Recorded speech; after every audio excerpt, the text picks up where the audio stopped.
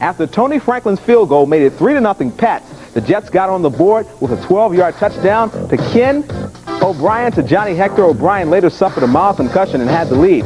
That was the start of the Jets' problems. Back-to-back turnovers gave New England the lead. This interception by Fred Marion set up this Tony Eason touchdown to Stanley Morgan, 13-7 at the half. In the third quarter, New England exploded for 10 points in 15 seconds after Franklin field goal made it 16-7. Hector was hit by Johnny Rimberg on the kickoff return and coughed up the football. As the Jets stood around admiring the hit, Rimberg scooped up the loose ball and marched 15 yards for the score.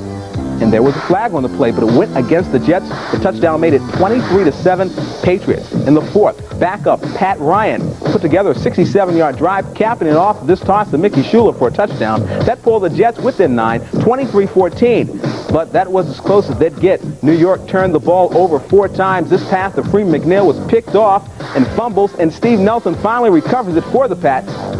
3 of those turnovers for the Jets included a field goal. 3:13 left. Tony Franklin hit 4 today to tie a playoff record. The Pats win it 26-14.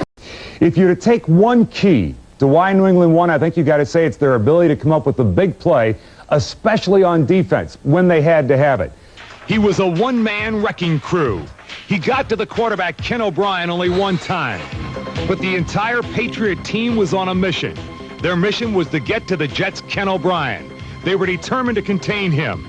Andre Tippett knocked Ken O'Brien out with this devastating hit. O'Brien left the game with a concussion. Can't let that guy sit back there and hold on to the ball, and, he'd kill us.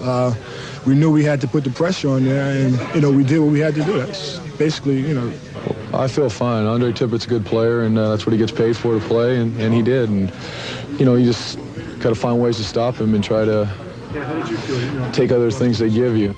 This may have been the key play of the game. O'Brien had thrown 10 completions in a row. Jets lead 7-6. O'Brien for Wesley Walker, intercepted by Fred Marion. The 10 completions in a row would mean nothing, for this interception would set up the game-winning play. Just 6 plays later, Tony Eason will go to the veteran wide receiver Stanley Morgan. The Patriots had a 13-7 lead. This is the play that would put the nail in the coffin for the Jets. Johnny Hector, on a kickoff, is returning the ball at the 15. He's hit. He fumbles the ball. Johnny Rembert picks it up. Will go for the touchdown. Rembert wasn't thinking end zone. He was just trying to make a good, clean tackle. I was able to get my arm in on the ball and get my other arm in around Hector and strip the ball and tackle him at the same time. And I fell on the ball and rolled over, and one of the guys was hollering, get up and run with it. So I just hopped up and ran inside with the ball. That was a quick turnaround in points, and it was difficult for us to get back in the game at that point. And I guess it was a good play on their part. It was wild. I really didn't see what happened exactly, but you'd rather be the one who could make the play instead of the one having it made on. And today they were making the plays.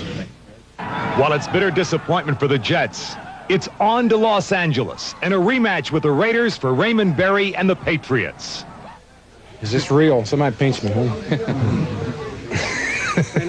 We feel like we're over that hump now. It's in the past the Patriots haven't been known, for a team that have made it through the first playoff game, and we're trying to change a lot of things around here, and basically, this is the start of it. I really feel that first game, especially being a wild card team, is the hardest, and I think we're making believers out of a lot of people.